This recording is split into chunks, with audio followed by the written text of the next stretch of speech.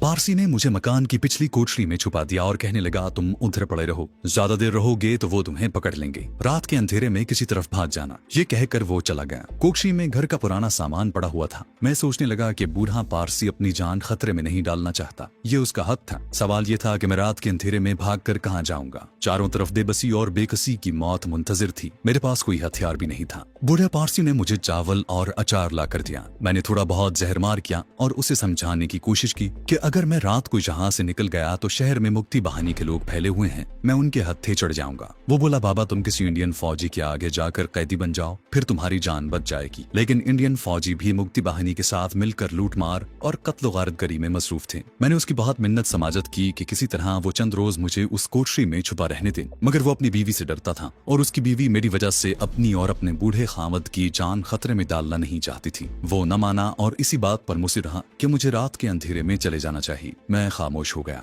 ये सारा इलाका मेरा देखा भाला था। मुझे ख्याल आया कि अगर मैं किसी तरह अपनी गुलशन वाली कोठी तक पहुंच जाऊं तो मेरे बंगाली नौकर मुझे किसी जगह पनाह दिलवा सकते हैं। अगरचे उस वक्त किसी बंगाली पर भरोसा नहीं किया जा सकता था, लेकिन इस बर्बरियत के तूफान में लाल मियाँ जैसे बंगाली भी थे जिसने अपनी जान पर खेल कर मेरी जान बचाई थी, और मेरे नौकरों पर तो मेरे काफी एहसान थे। मैंने हर मुश्किल वक्त में उनकी माली मदद की थी। मैंने गुलशन वाली कोठी में जाने का फैसला कर लिया। जब रात काफी गहरी हो गई तो बूढ़ा पारसी मेरे पास आया। उसके हाथ में सब्जी तरकारी काटने वाला चाकू था। बोला, बाबा लोग तुम ये चाकू अपने पास रखो, मैं देख आया हूँ सड़क खाली पड़ी है, तुम किसी दूसरे मकान में चले जाओ। मैंने चाकू जेब में रख लिया और उसका शुक्रिया अदा करके अंधेरे सहन में पहुंच गया। सामने छोटी सड़क तारीकी में डूबी हुई थी। धान मंडी की तरफ से किसी वक्त गोली चलने की आवाज आ जाती। मकान से निकलकर मैं एक तरफ चलने लगा। हर तरफ वीरानी और हू का आलम था। कभी कभी ब्रेन गन की फायरिंग की आवाज आती जो माहौल को और ज्यादा भयानक बना देती।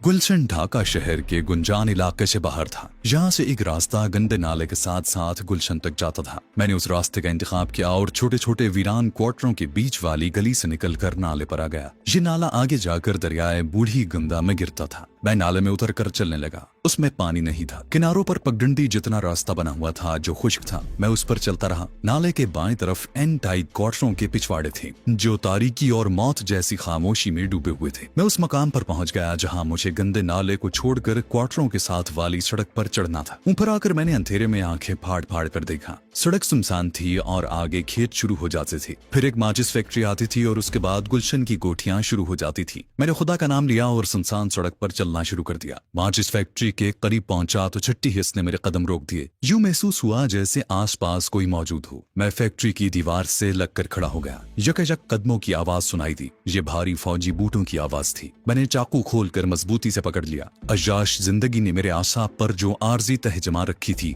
वो आनन फानन उतर गई और फिर एक बार मौत से खेलने वाला कमांडो बन गया और जमीन पर लेटकर कोहनियों के बल दीवार के साथ साथ रेंगने लगा। बूटों की आवाज दीवार की दूसरी जानिब से आ रही थी। मैं रेंगता रहा हत्ता कि दीवार खत्म हो गई। मैंने सर उठाकर देखा। मुझसे चंद कदमों के फासले पर एक आदमी फैक्ट्री के गेट के आगे टहल रहा था। अंधेरे के बावजूद मैंने उसकी वर्दी और कांधे से लटकी हुई ब्रेन गन देख ली। ये कोई इंडियन फौजी था या मुक्ति बहानी वाला था। मेरा जहन तेजी से काम करने लगा। मेरे सामने 5 कदम के फासले पर झाड़ियां थी। मैंने एक छोटा सा पत्थर उठाकर झाड़ियों में फेंक दिया। पत्थर की आवाज पर उस आदमी ने ब्रेन गन हाथों में पकड़ ली और झाड़ियों की तरफ देखकर कहा, हॉल्ट। मैं समझ गया कि वो इंडियन सिपाही है और फैक्ट्री के बाहर पहरा दे रहा है। वो आहिस्ता आहिस्ता झाड़ियों की तरफ बढ़ने लगा। ब्रेन गन की नाली का रुख झाड़ियों की तरफ था। उस वक्त मैं भूल गया कि कुछ देर कबल मैं किसी चूहे की तरह अपनी जान बचाता फिर रहा था। मेरे अंदर एक सरफरोश और जांबाज मुसलमान कमांडो की जुर्रत, दलेरी और बेजिवरी पैदा हो चुकी थी। खूंखार चीते की तरह सिमट गया और मेरा अंग अंग हमला करने के लिए फड़कने लगा। मुझे कैसे हमला करना है, किस मकाम पर अपना चाकू वाला हाथ मारना है और किस जगह से गर्दन को इस तरह से दबोचना है कि सिपाही ना तो आवाज निकाल सके और ना ही ब्रेन गन का ट्रिगर दबा सकी। ये सारी बातें मेरे जहन में महफूज थी। सिपाही झाड़ियों के पास जाकर थोड़ा सा झुक गया। यही वो लम्हा था जिसका मुझे इंतजार था। मैंने चीते की तरह अपनी जगह से लपका और दूसरे ही लम्हे उसकी गर्दन मेरे बाजू की आहनी गिरफ्त में थी और दाएं हाथ वाला चाकू उसका नरखरा काट चुका था। मेरे एक पाँव ने ब्रेन गन को झटका दिया, जिसकी वजह से वो फायर न कर सका। मंसूबे के मुताबिक मैं उसकी वर्दी को खून में लथपथ होने से बचाना चाहता था। चुनाचे मैंने निस्फ कटी हुई गर्दन पर पाँव रख दिया और उसकी शर्ट के बटन खोलकर सीने से पीछे करके उतार लिया। लाश घसीट कर झाड़ियों में ले गया। थोड़ी देर बाद मैं झाड़ियों से निकला तो इंडियन फौज के हवालदार की वर्दी में था। सर पर छोटे छज्जे वाली सब्ज टोपी थी, पैरों में स्याह फौजी बूट थे और पतलून की पिछली जेब में इंडियन हवालदार की पासबुक थी। मैंने उसकी लाश खून आलूद चाकू समेत झाड़ियों में एक जगह कूड़े करकट के ढेर तले दबा दी थी। फिर मैं फैक्ट्री के गेट के सामने टहलने लगा। मैंने सब्ज शर्ट के गिरेबान में हाथ लगाया तो मेरी उंगलियों को खून लग गया। फैक्ट्री के गेट की एक जानिब पानी का चोपचा था। मैंने रुमाल भिगोकर शर्ट से खून के धब्बे को रगड़कर साफ किया, मगर फिर भी थोड़ा सा दाग रह गया था। बहरहाल वहाँ कत्लेआम हो रहा था और किसी फौजी की वर्दी पर खून का निशान कोई अजीब बात नहीं थी। कुछ देर मैं वहीं टहलता रहा, जैसे पहरा दे रहा हूँ। फिर मैं खेतों की तरफ चल पड़ा। उन खेतों के पीछे गुलशन की आबादी थी। इंडियन फौजी की वर्दी की वजह से मैं किसी हद तक बेखौफ था, लेकिन दिल में ये अंदेशा भी था कि अगर पोल खुल गया तो मौत यकीनी होगी और फिर शायद भाग भी ना सकूं। खेत वीरान पड़े थे। अंधेरे में एक जगह पानी चमक रहा था। गुलशन की कोठियां तारीक थीं। सिर्फ उन बंगलों के बरामदे रोशन थे जहां बंगाली खानदान आबाद थे। मालूम हुआ कि उस इलाके में बिजली की सप्लाई बहाल कर दी गई है। मैं बज़ाहिर गश्त के अंदाज से चल रहा था, मगर मेरे अंदर सारी गोरीला सलाहियतें बेदार थी। खेतों से निकलकर मैं गुलशन कॉलोनी की सड़क पर आ गया। स्ट्रीट लैंप रोशन नहीं थे। मैं एक कोठी के करीब से गुजर रहा था कि अचानक अंदर से इंडियन फौज के 4 सिपाही बाहर आए। उन्होंने लूटे हुए सामान के थैले उठा रखे थे। मुझे देखकर वो ठिठक से गए। साथ वाली कोठी के बरामदे की रोशनी आ रही थी। मैं एकदम से भारतीय रेजिमेंट का हवालदार बन गया और खालिस माझे की पंजाबी लहजे में बोला, ओए जांगली, तुम उधर भोपड़ डाकू बना क्या करता है? मैं हवालदार घनश्याम तिवाड़ी हूँ। तुम किस रेजिमेंट से आए हो? वो 4 15वीं हिसार रेजिमेंट के सिपाही थे। एक नायक था। उन्होंने थैले जमीन पर रखे और सैल्यूट मारकर अटेंशन खड़े हुए। मैंने ज्यादा अदाकारी के जौहर दिखाने के बजाय कहा, सामान उठाकर भाग जाओ, लेकिन तुम्हारा सूबेदार मेजर किधर है? नायक क्विक मार्च करता मेरे करीब आया और बताया कि सूबेदार मेजर अपने हिस्से का सामान लेकर अभी अभी जीप में गया है। मैंने मुस्कुराकर कहा, तुम इतना माल लूट कर क्या करेगा? जांगली, कुछ हमारे लिए भी छोड़ दे। वो बोला, साहब, अभी परली तरफ कुछ पंजाबी लोगों की कोठियां बाकी हैं। मैंने उसे डांट कर कहा, बक बक बंद करो और दफा हो जाओ। चारों ने सैल्यूट मारकर थैले उठाए और तेज तेज कदम उठाते हुए मेरी नजरों से ओझल हो गए। मैंने इत्मीनान के सांस लिया और ब्रेन गन हाथ में लिए अपनी कोठी की तरफ चल दिया। दूर ही से नजर आ गया कि मेरी कोठी के बरामदे और कमरों की रोशनियां बुझी हुई थी। करीब पहुंचा तो गेट भी खुला हुआ था। गैराज में मेरी एयर कंडीशनड गाड़ी नहीं थी। बरामदे और पोर्च में टूटा फूटा बेकार सामान पड़ा हुआ था। दरवाजे चौपट खुले थे। मेरे आसपास बिहारी लोगों की कोठियां थी जो लुट लुटा कर वीरान पड़ी थी। खुदा जाने मकीनों का क्या हशर हुआ था। इस कॉलोनी में कुछ गैर मुल्की भी रहते थे जो गड़बड़ शुरू होते ही नकल मकानी कर गए थे। मेरी कोठी के तमाम कमरे खुले थे। सारा सामान लूटा जा चुका था। बड़ी अलमारियां, डबल बेड और किचन में से आटे चावल की बोरियां तक गायब थी। मैं बाथरूम में आ गया। बाथरूम की अलमारी में शेव का सामान और लोशन खुदा जाने कैसे बच गया था। मैंने शर्ट उतार कर कालीन के धब्बे साफ करने वाले लोशन से खून का धब्बा साफ किया। फिर दाढ़ी मूछे मूंडी और उस तहखाने में उतर गया जहाँ कालीन का स्टॉक रखा जाता था। वहाँ एक भी कालीन नहीं था। दीवारी सेफ टूटा हुआ था और तमाम कागजात, फाइलें और जो थोड़ी बहुत करेंसी थी उसे लूट लिया गया था। इस कोठी में मैंने अपनी जवानी के हसीन तरीन दिन गुजारे थे। आज वही कोठी एक तबाहाल वीराने का इबरत अंगेज मंजर पेश कर रही थी। मुझे अफसोस इसलिए नहीं हो रहा था कि यहीं सब कुछ कमाया था और यहीं गर्क हो गया था। न तो मैं साथ कुछ लाया था और न ही मुझे कोई शय साथ ले जाने की ख्वाहिश थी। मैंने कमाया ही उड़ाने के लिए था। हाँ, अब जान की फिक्र जरूर लाहक हो गई थी। मैं तहखाने से बेडरूम में आया और एक टूटी हुई कुर्सी पर बैठकर सोचने लगा कि अब मुझे क्या करना चाहिए। मेरे सामने 2 ही रास्ते थे, या तो मैं किसी तरीके से सरहद पार करके नेपाल की तरफ निकल जाऊं या मैं खुद को इंडियन फौज के हवाले कर दूं। फरार बड़ा कठिन काम था। ढाका से नेपाल की सरहद हजारों मील दूर थी। फिर रास्ते में कदम कदम पर खतरा था, कहीं भी पकड़ा जा सकता था। सारे मुल्क पर इंडियन फौज और मुक्ति बाहिनी का कब्जा हो चुका था। दूसरे मंसूबे पर अमल करता तो 20% उम्मीद थी कि इंडियन फौज मुझे अपना कैदी बना ले। सिविलियन होने की वजह से वो मुझे मुक्ति बाहिनी के हवाले भी कर सकते थे और मुक्ति बाहिनी वाले पंजाबी, पठान और किसी बिहारी को जिंदा नहीं छोड़ते थे। सरहद पार करके भारत में दाखिल होना एक बार फिर अपने आप को मौत के गिरदाब में झोंकने के मुतरादिफ था। सोच सोच कर आखिर मैंने यही फैसला किया कि जिस तरह भी हो सके इसलिए मुझे नेपाल पहुंच जाना चाहिए। वहां हमारा सिफारत खाना भी था और पाकिस्तान के साथ नेपाल के ताल्लुकात भी ठीक थे, लेकिन नेपाल की सरहद तक पहुंचना आसान नहीं था। मुझे सही रास्ते का इल्म भी नहीं था। मैं अपनी परेशान कुन सोचों में गुम था कि अचानक दो आदमियों के बोलने की आवाज आई। मैं एकदम कुर्सी से उठा, ब्रेन गन हाथ में पकड़ी और दबे पांव चलता दरवाजे की तरफ बढ़ा।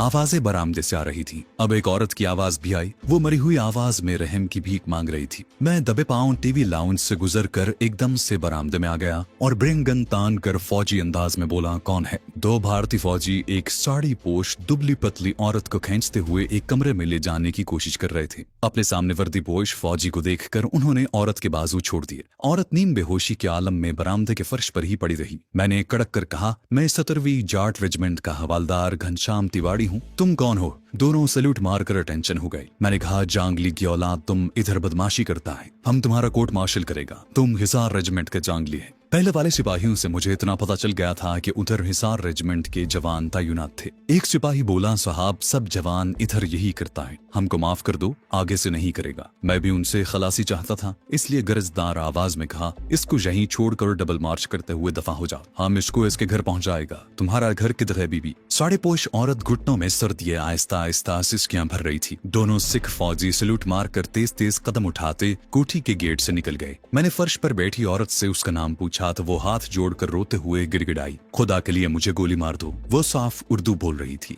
उसके माथे पर बिंदिया भी नहीं थी। कोई मुसलमान थी और शायद बिहारी फैमिली से ताल्लुक रखती थी। मैंने तसल्ली दी और कहा कि वो फिक्र न करे, उसे उसके घर पहुंचा दिया जाएगा। वो फूट फूट कर रोने लगी। मेरा घर अब कहाँ है? मेरा कोई घर नहीं रहा, खुदा के लिए मुझ पर रहम करो, मुझे गोली मार दो, मैं मरना चाहती हूँ। उसने उठकर मेरी ब्रेन गन पकड़ने की कोशिश की तो मैंने उसे सख्ती से पीछे धकेल दिया। क्या कर रही हो तुम? होश में आओ। मैं उसे धकेलता हुआ अंदर टीवी लाउंज में ले आया। बरामदे में हमारी आवाजें सुनी जा सकती थी। वो नंगे फर्श पर बैठ गई और घुटनों में सर देकर सिसकियां भरने लगी। मैंने पूछा, तुम्हारा नाम क्या है बीबी? तुम्हारे घर वाले कहाँ हैं? और क्या तुम गुलशन कॉलोनी में रहती थी? औरत के बाल लंबे थे और उसकी उम्र 25 साल से ज्यादा नहीं थी। वो रोए जा रही थी। मैं सोच रहा था कि उस पर अपना आप जाहिर कर दूं या न करूं। वो अभी तक मुझे इंडियन फौजी ही समझ रही थी और मुझसे बेहद खौफ थी और सिमटी बैठी हुई थी। इतने में बाहर से एक बार फिर ऊंची आवाज आई। मैं बाहर निकलने ही वाला था कि अचानक 3 फौजी अंदर दाखिल हुए। उनमें से 2 तो वही फौजी थे जिनके पंजे से मैंने अभी अभी इस लड़की को छुड़ाया था। तीसरा फौजी कोई अफसर था। उसके हाथ में बेद का छोटा सा अफसरों वाला डंडा था। दोनों सिख फौजी ब्रेन गन ताने उसके पहलू में दाने बाएं खड़े थे। मैं समझ गया कि इन सिख फौजियों ने उस अफसर से मेरी बात की होगी और ये इंडियन फौज का कैप्टन मेरी चेकिंग के लिए आया है। मैंने उसे जोरदार सैल्यूट किया और कहा, हवालदार घनश्याम, राम जाट रेजिमेंट सर। मैं किस हलाकत खेज सूरत हाल से दो चार था, उस लड़की को इसका इल्म नहीं था। इतना जरूर हुआ कि उसकी सिसकियां बंद हो गईं और वो सहमी हुई नजरों से हमें देख रही थी। इंडियन कैप्टन ने कहा कि मैं 14 हिसार रेजिमेंट का कैप्टन जगदीश मेहरा हूँ। क्या मैं तुम्हारा शनाख्ती कार्ड देख सकता हूँ हवालदार घनश्याम? उसने अपना हाथ मेरी तरफ बढ़ाया। ये जिंदगी और मौत के दरमियान की एक बड़ी ही नाजुक और बड़ी ही मुख्तसर तरीन खड़ी थी। मुझे मालूम था कि शनाख्ती कार्ड पर फौजी की फोटो लगी होती है और मेरे पास कोई शनाख्ती कार्ड नहीं था। मेरा भांडा फूटने ही वाला था। मैं अपना हाथ इस अंदाज में जेब की तरफ ले गया जैसे मैं अपना शनाख्ती कार्ड निकालने वाला हूँ, लेकिन मेरे हाथ को खूब मालूम था कि उसे एक ही सेकंड में क्या फर्ज पूरा करना है। ये एक तरबियत याफ्ता हाथ था, इसलिए मेरे हाथ ने अपना फर्ज बड़ी खुश उसलूबी से अदा किया। हाथ कांधे से लटकती ब्रेन गन पर पड़ा और दूसरे ही लम्हे जैसे बिजली कौंधने लगी। मेरे हाथ में ब्रेन गन थी और उसमें से शोले उगलती, शरारे उड़ाती गोलियां निकल निकल कर सामने खड़े कैप्टन और सिख सिपाहियों के जिस्मों से पार हो रही थी। सिख फौजियों को इतनी मोहलत ही न मिली थी कि वो अपनी ब्रेन गनों के ट्रिगर ही दबा सकते। कमांडो कभी इतनी मोहलत नहीं दिया करते। यही उनकी ट्रेनिंग होती है और यही उनका तुर्रा इम्तियाज होता है। तीनों लड़खड़ा कर फर्श पर औंधे मुंह गिर पड़े। लड़की खौफजदा होकर बाहर दौड़ी तो मैंने छलांग लगाकर उसे पकड़ा और खींचता हुआ वापस ले आया। अब उसका बाहर जाना मेरे लिए भी मौत का पैगाम बन सकता था। ब्रेन गन के धमाकों की मैंने इसकी परवाह न की क्योंकि फायरिंग की आवाज ढाका की फजाओं में गूंजती ही रहती थी। लड़की का जिस्म दहशत से कांप रहा था। वो दीवार के साथ लगी दबी दबी सिसकियां लेकर खौफजदा आंखों से कभी लाशों की तरफ और कभी मुझे देख रही थी। ब्रेन गन अभी तक मेरे हाथ में थी। मैंने टीवी लाउंज का दरवाजा बाहर से बंद किया और बरामदे के सुतून के पीछे छुपकर सड़क को देखने लगा। कोई फौजी आता दिखाई न दिया तो मैं कोठी के गेट से सड़क की तरफ निकल आया। कुछ फासले पर एक गाड़ी दीवार के पास खड़ी थी। करीब गया तो वो एक फौजी जीप थी। यकीनन इंडियन फौज का कैप्टन जीप पर उधर से गुजरा होगा कि सिख फौजियों से मुलाकात हो गई। उन्होंने इस मगविया लड़की के बारे में बताया और गालिबन ये शिकायत की कि एक हवालदार ने उसे से छीन लिया है। कैप्टन को यकीन होगा कि उधर किसी हवालदार की ड्यूटी नहीं है, लिहाजा वो उनके साथ मेरी कोठी में आ गया। मैंने जीप का जायजा लिया, फिर उसे स्टार्ट किया और अपनी कोठी के गैराज में लाकर खड़ी कर दी। मैं लंबे लंबे डग भरता बरामदे में आया। दरवाजा खोलकर अंदर गया तो लड़की गायब थी। मैं जल्दी जल्दी पूरे घर में घूम गया, लेकिन लड़की कहीं भी न मिली। ये मेरी अपनी कोठी थी और मुझे मालूम था कि अगर बरामदे वाला दरवाजा बंद कर दिया जाए तो बाहर निकलने का कोई रास्ता नहीं है। छत पर जो आहनी दरवाजा खुलता था उसको मैं बहुत पहले यहाँ से जाती दफा ताला लगा गया था और मैंने देखा था कि वो उसी तरह लगा हुआ है। मैं नीचे तहखाने में आ गया और लड़की को आवाज दी कि वो मुझसे खौफजदा न हो।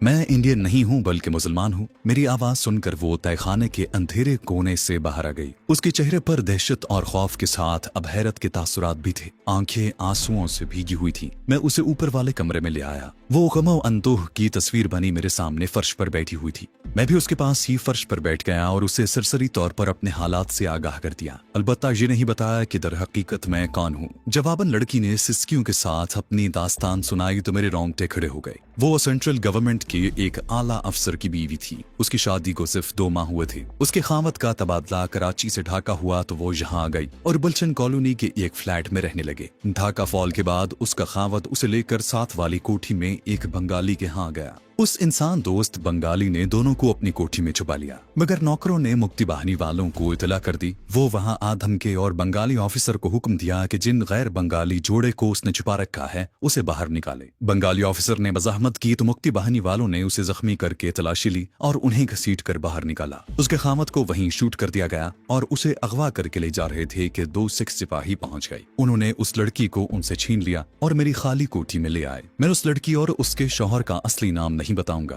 आप यूं समझ लें कि उस लड़की का नाम शहनाज था। ये लड़की कराची के आला खानदान की चश्म चराग थी और उसने अंग्रेजी में MA किया हुआ था। उसके माँ बाप दिल्ली से हिजरत करके पाकिस्तान में आकर आबाद हो गए थे। शहनाज के हवाज अभी तक दुरुस्त नहीं हुए थे। वो बार बार अपने खावत को याद कर रही थी। वो कहती उनकी बेगोरो कफन लाश मुक्ति बाहिनी वालों ने बाहर सड़क पर फेंक दी थी। खुदा के लिए मुझे मेरे खामत के पास ले चलो, मैं उनका आखिरी दीदार करना चाहती हूँ। फिर वो फूट फूट कर रोने लगती। मैं उसी सब्र की तलकीन करते हुए हालात की संगीनी का एहसास दिलाया और कहा कि ढाका में हजारों दुल्हा दुल्हनों को कत्ल कर दिया गया है और मजीद कत्ल किया जा रहा है। सारे मशरकी पाकिस्तान में खून की होली खेली जा रही है, लिहाजा उस वक्त जरूरत इस बात की है कि किसी तरह अपनी जान बचाई जाए। मैंने किचन से पानी लाकर उसे पिलाया। रात के 2:30 बज रहे थे। सुबह होने में ज्यादा देर नहीं थी और मैं अभी तक ये फैसला नहीं कर सका था कि इस बदकिस्मत लड़की को लेकर कहाँ जाऊं और मैं उसकी कहाँ तक हिफाजत कर सकूंगा। मेरी अपनी जिंदगी का कुछ भरोसा नहीं था कि एक शरीफ लड़की की जिम्मेदारी भी मुझ पर आन पड़ी थी। मैं उसे वापस उसके हमसाए बंगाली कुंबे के पास भी नहीं ले जा सकता था। जिस बंगाली अफसर ने उसे पनाह दी थी वो खुद जख्मी हो चुका था। अगर मैं शहनाज को उनके पास ले भी जाता तो उस फैमिली के नौकर दोबारा मुक्ति बाहिनी वालों को खबर कर सकते थे। मैंने शहनाज से इस मौजू पर बात की तो वो सहम गई। मैं वहां नहीं जाऊंगी, वो लोग फिर आ जाएंगे। खुदा के लिए मेरे खामत की लाश सड़क पर से उठा लाओ। मशरकी पाकिस्तान की सड़कों, घाटियों, शाहराहों और गलियों कूचों में सैकड़ों माओं के जिगरगोशों की लाशें बेगोरो कफन पड़ी थी। मैं किस किस की लाश उठाता। शहनाज को किचन में छोड़कर मैं टीवी लाउंज में आ गया। तीनों लाशें वैसे ही औंधी पड़ी थी। मैं अपने साथ किचन में से मोमबत्ती लेता आया था। मैंने मोमबत्ती जलाई तो देखा कि तीनों लाशों पर बेशुमार चूंटियां रींग रही थी। खुदा जाने इतनी सारी चूंटियां कहां से आ गई थी। लाशें चूंटियों से ढक गई थी। मैंने दोनों सिख फौजियों की ब्रेन गन्ने और हिंदू कैप्टन का रिवॉल्वर उतारा और किचन में वापस आ गया। ब्रेन गन का चैम्बर तकरीबन खाली हो चुका था, जबकि दोनों सिखों की ब्रेन गन्ने भरी हुई थी। शहनाज दीवार के साथ लगी फर्श पर खामोश बैठी मुझे पथराई हुई आंखों से देख रही थी। जलती हुई मोमबत्ती की रोशनी में उसका चेहरा बेहद गमगीन नजर आ रहा था। शहनाज का रंग खिलता हुआ था और वो एक खुश शक्ल लड़की थी। मैंने मोमबत्ती एक तरफ प्याली में यूं रख दी कि उसकी रोशनी बाजार वाली खिड़की और रोशनदान पर न पड़े। सुबह होने वाली थी। अगरचे इंडियन फौज की कोई टोली गश्त करती उधर निकल आई तो सिपाही कोठी में खड़ी फौजी जीप देखकर अंदर आ सकते हैं और फिर हमारा जो हशर होगा वो मालूम था।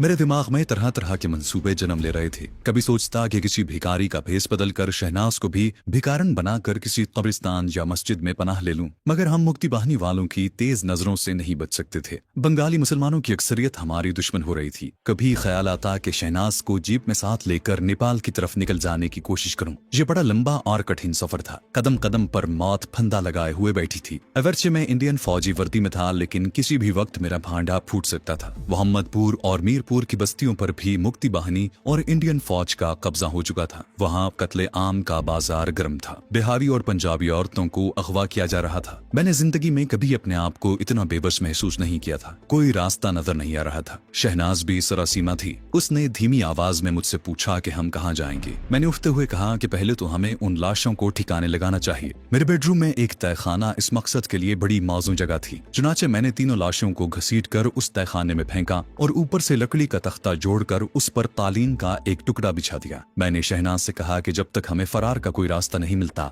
इसी जगह छुपे रहना होगा। उसने कहा मुक्ति बहानी वाले यहाँ भी आ जाएंगे। मैंने कहा ये कोठी लूटी जा चुकी है, मेरा ख्याल है कि कोई मुश्किल ही से इधर का रुख करेगा। ये कहकर मैंने किचन का जायजा लिया।